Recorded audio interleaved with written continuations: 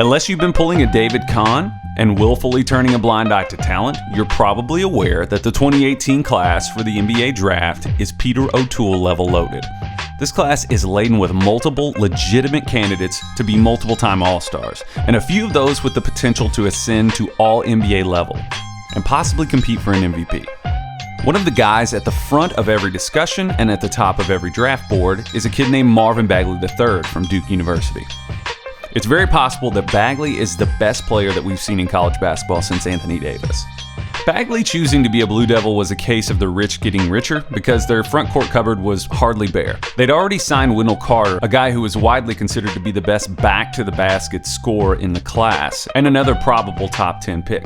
That said, when you can snag a guy like Bagley, the rotation hardly matters because his skill set spans wide across the spectrum of hoops gifts. He starts for every college roster in America, and he would likely start for several NBA teams now as a 19-year-old. Bagley is 6'10" in shoes with a 7-foot wingspan, and his agility and mobility really help him get the most out of that size.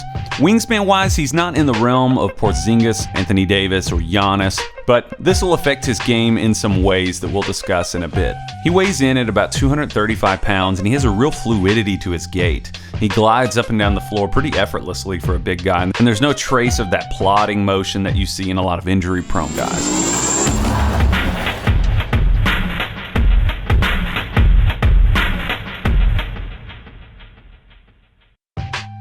Other than tremendous ball skills for a guy his size, the first thing that jumps out at you is how tremendously active he is on both sides of the floor. This is a guy that refuses to be blocked out. He's just got a real knack for tipping the ball to himself. No exaggeration, there are hundreds of instances like this one where Bagley 1, 2, or even 3 taps the ball to himself so that he can snag it. This is something that the most elite rebounders do. Kevin Love, Dennis Rodman, guys like that they will not let the possession end without them getting the ball. It's also impressive how Bagley sprints the floor regardless of what's happened on the previous play. In that sense, he seems to be a pretty positive teammate. It's insane to think that while Bagley is a really, really efficient offensive player, he's averaging 21.2 points per game on 13.6 attempts. That is insane for a freshman at a high major program like Duke, much as any program. But his rebounding might be his most translatable and effective skill. On top of that, this kid has a wicked fast second and third jump, and he typically knows when he's missed. He loves to tap in shots that he knows are coming off of the rim. If you want to criticize anything going on in Bagley's bag, you'd likely start here. Bagley's right hand is a last resort. A lot of the time, he actually seems to be avoiding it. If you force him to his right, his ability to finish radically changes. He's definitely not an over either shoulder guy like an Al Jefferson or a Zach Randolph or somebody like that, but he's not without hope because he does have a high basketball IQ and polished ball skills for a guy his size. However, at the moment, a lot of Bagley's right-handed shots come off like a flat shot put, and his touch noticeably decreases when he goes that direction. Bagley's wingspan is not exceptional for his height, and this will force him to develop as a finisher around the rim. At this point, we don't really have a credible sample size to conclude whether Bagley is dangerous in a jump shooting position that isn't squared or set up. He seldom takes shots in the mid-range in terms of jumpers. A lot of that could be due to the fact that no big in college basketball can stay in front of him. Even undersized hybrid 3-4s seem to struggle with his quickness. We'll have to settle on the jury being out here.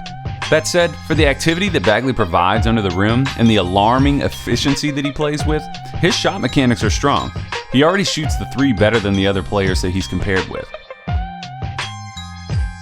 There have been questions raised about Bagley's ability to defend, but honestly, I don't share those concerns. Duke was pretty uncharacteristically terrible on the defensive end this year, being forced to live by, and eventually die by, sorry Duke fans, the zone.